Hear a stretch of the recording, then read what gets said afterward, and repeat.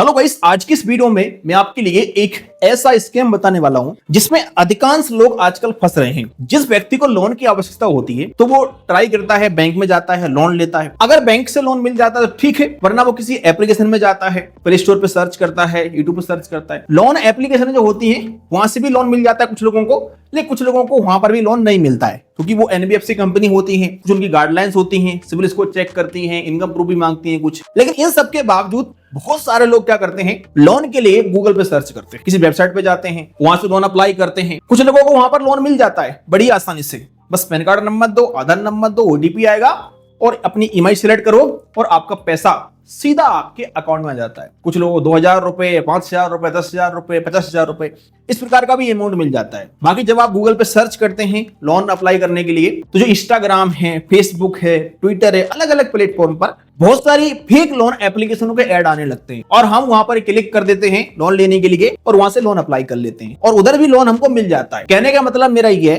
कि आजकल मार्केट में बहुत सारी फेक लोन एप्लीकेशन है जो कि एनबीएफसी कंपनी नहीं है, जो आरबीआई गाइडलाइंस फॉलो नहीं करती हैं, बस अपना बिजनेस चला रही हैं, धंधा कर रही हैं। अब आप सोच रहे होंगे क्या इसमें कौन सा फ्रॉड है, किसी कंपनी ने हमको लोन ही तो दिया है, थोड़ी ना हमसे पैसा लिया है। यही तो आप गलती करते हैं और अधिकतर लोग यहीं पर फंस जाते हैं। देखिए, एक बात आपको ध्यान रखना है, हमेशा कोई भी व्यक्ति हो या फिर कोई कंपनी हो, बिना अपने प्रॉफिट के कोई भी काम नहीं करती है। आज तक किसी व्यक्ति ने आपको 10 रुपए दिया है बिना किसी लालच के, तो कोई कंपनी आपको कैसे लोन दे देगी ऐसे? देखो, आजकल हो क्या रहा है कि जब हम किसी भी फेक लोन एप्लीकेशन से लोन अप्लाई करते हैं, फेक लोन एप्लीकेशन का मतलब है जो एप्लीकेशन है आरबीआई से रजिस्टर्ड नहीं है, एनबीएफसी कंपनी नहीं है। जो एनबीएफसी कंपनी है वो ठीक ठाक काम करती है थोड़ा थोड़ा, लेकिन जो कंपनी एनबीएफसी कंपनी नहीं है उसका फ्रॉड होता है नेक्स्ट लेवल का। जब आप फेक लोन एप्लीकेशन से लोन अप्लाई कर लेते हैं, आपके लिए लोन का पैसा मिल जाता है, तो कुछ ही दिनों बाद हो सकता है कि आपके ऊपर एफआईआर हो जाए, आपके ऊपर कंप्लेंट हो जाए, पुलिस जांच करने के लिए आपके लिए थाने बुलाए या फिर पुलिस आपके लिए आगे गिरफ्तार कर ले,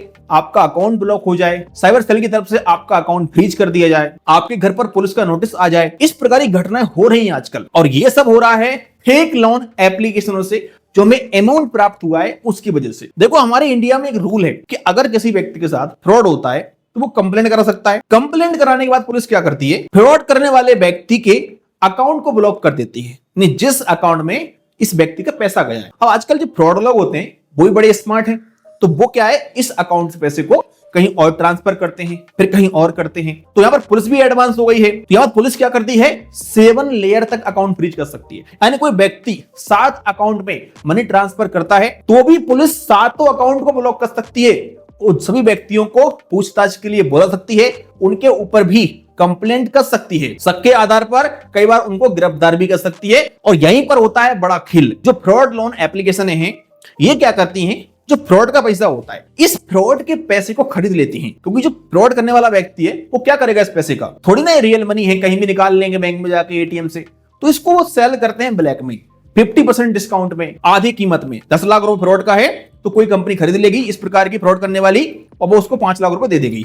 लेकिन जब कोई व्यक्ति उनके लोन एप्लीकेशन से लोन लेगा तो वो कंपनी वही फ्रॉड का पैसा कस्टमर को ट्रांसफर करती है लोन के रूप में और कस्टमर यहीं पर फंस जाता है। और जैसे वो अमाउंट किसी कस्टमर के अकाउंट में आता है तो कई बार पुलिस इस कस्टमर का भी अकाउंट ब्लॉक कर देती है और शक के आधार पर इसको भी गिरफ्तार कर लेती है और फिर कस्टमर को साबित करना पड़ता है कि पैसा कहां से आया और फिर कस्टमर को बड़ी समस्या का सामना करना पड़ता है। और ये कहानी यहीं पर खत्म नहीं होती है। जब फ्रॉड लोन एप्लीकेशन से आप लोन लेते हैं तो फ्रॉड का पैसा आया, पुलिस की कार्रवाई होगी, वो अलग बात है। जब आप इनका लोन का रिपेमेंट करेंगे तो ये कभी खत्म ही नहीं होता है। मतलब जैसे मान लो आपकी ईएमआई 2000 रुपए की, हर महीने आप 2000 भर रहे हैं, लेकिन आपकी ईएमआई कभी खत्म नहीं होगी। 2000 भर दिया फिर भी उतना ही शो हो रहा है, कभी चार्ज लगा दिया उल्टा सीधा कुछ, और फिर ये आपको ब्लैकमेल अलग से करते हैं। अगर आप लोन नहीं भरते हैं धमकी देते हैं आपको, आपकी जो फोटो वगैरह लिए होंगे इन्होंने एक्सेस लेके आपके मोबाइल से, या पैन कार्ड नंबर लिया है, पैन कार्ड फोटो लिया है, इनको वायरल करने की धमकी देते हैं। और फिर आगे भी ये किसी व्यक्ति को